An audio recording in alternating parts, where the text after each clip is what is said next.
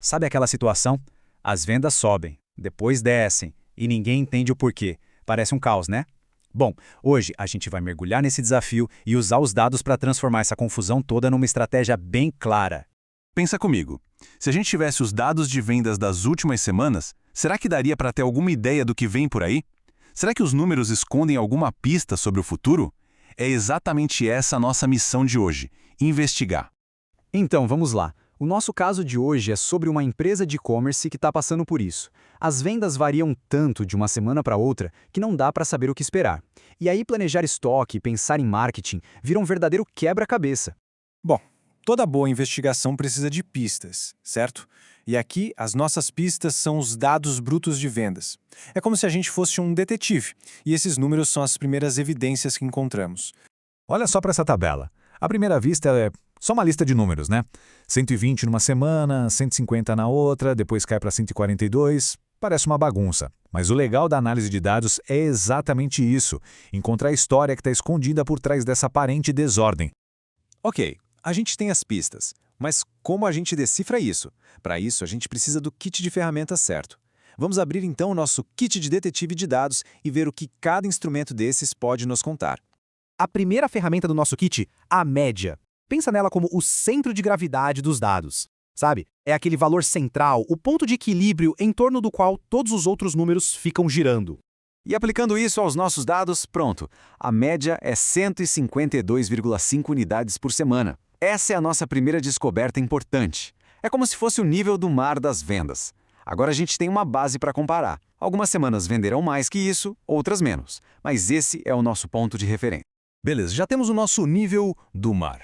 Agora vamos para a segunda ferramenta, o desvio padrão. E a analogia aqui é ótima. Pensa nele como a previsão do tempo dos dados. Ele vai dizer se esse mar está calminho, com ondas pequenas, ou se a gente está no meio de uma tempestade, com umas ondas gigantes. E no nosso caso? Pois é, o desvio padrão é alto. Isso quer dizer que o mar está bem agitado. Basicamente, a gente acabou de confirmar com números o que a empresa já sentia na pele. As vendas são muito imprevisíveis, e ter essa confirmação é fundamental para a gente seguir em frente. Ok, o cenário atual está claro. Vendas instáveis, agora vem a parte mais legal. Vamos pegar outras ferramentas para tentar olhar para o futuro. A próxima ferramenta é a linha de tendência. A analogia perfeita para ela é uma bússola. Imagina só, com todos esses altos e baixos, essa bússola vai nos mostrar para qual direção geral as vendas estão apontando. E olha que interessante. Quando a gente traça essa linha passando pelos nossos dados, uma coisa fica muito clara. Apesar de toda aquela agitação semanal, a direção geral é para cima. As vendas, no geral, estão crescendo com o tempo. Isso é uma pista importantíssima. E agora, chegamos na ferramenta que eu diria que é a mais poderosa do nosso kit para prever o futuro, o intervalo de previsão. Pensa nele como um GPS. Ele não vai dar um endereço exato, mas sim uma área provável onde o nosso destino está. É uma previsão muito mais inteligente. E por que isso é tão bom? Porque ao invés de dar um número cravado, ele nos dá uma faixa, um mínimo e um máximo. Ou seja, ele já leva em conta toda aquela instabilidade que a gente viu antes. É uma previsão muito mais realista e, sinceramente, muito mais útil na hora de planejar. Pronto, a gente usou as ferramentas, analisou as pistas, agora chegou a hora do veredito final. É o momento de juntar tudo que a gente descobriu e transformar essa investigação toda numa resposta concreta para o negócio. E o resultado da nossa análise é esse aí, um intervalo entre 170 e 195. É aqui que toda a nossa investigação nos leva. A previsão para a próxima semana está dentro desses dois números. Mas o que isso significa na prática? Significa que, olhando todo o histórico, o caminho mais provável para as vendas da próxima semana é terminar em algum lugar entre 170 e 195 unidades.